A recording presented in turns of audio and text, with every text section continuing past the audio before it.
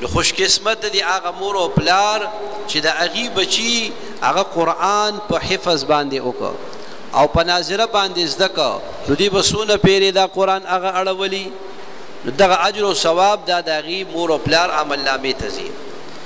د خبرې مقصد مې دا دی چې علما، قاریان، حافظان په مسجد کې هغه ناستي د قرآن د الفاظو خدمت کوي، نو دام عبس نه دی، دا مقصود دی.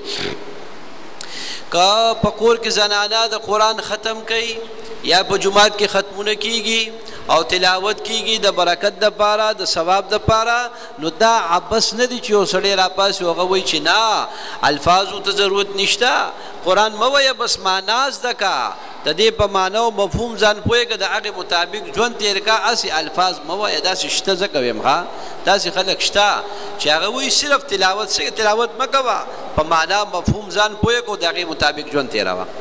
نو الفاظ هم مقصود دی او معنا هم مقصود ده. داسې نه چې د صرف الفاظ زده کړې او معنا پرېږدي یا صرف معنا والي الفاظ پرېږدي، نه دواړه به زده کړې.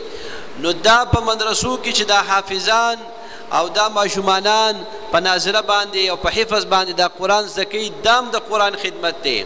او په مدرسه کې چې کم طلبه لګیا دي او د قرآن معنی زده کوي او د هغې علوم حاصلوي، مولانا زید الرحمن صاحب ترجمه درته کوي، نو دا د قرآن هغه معنا او مفهوم بیانوي، نو دا مقصود دی. ځکه د آیت کې الله فرمایي هو الذي بعث في الأميين رسولا منهم يتلو عليهم آياته، نو دا رسول چې الله را لېږلی دی، نو د یو کار دا دی چې دی تلاوت د قرآن کوي، تلاوت درته کوي.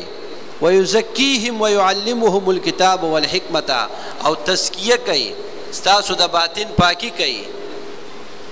ويعلمهم الكتاب والحکمة، او ګوره تاسو ته کتاب خي او تاسو ته حکمت خي، سنت درته خي. دا د پیغمبر علیه السلام په کارونو کې دام یو کار دی چې په مدرسو کې د قرآن درس ورکول کېږي او په ناظره باندې زده کېږي او حفظ کېږي.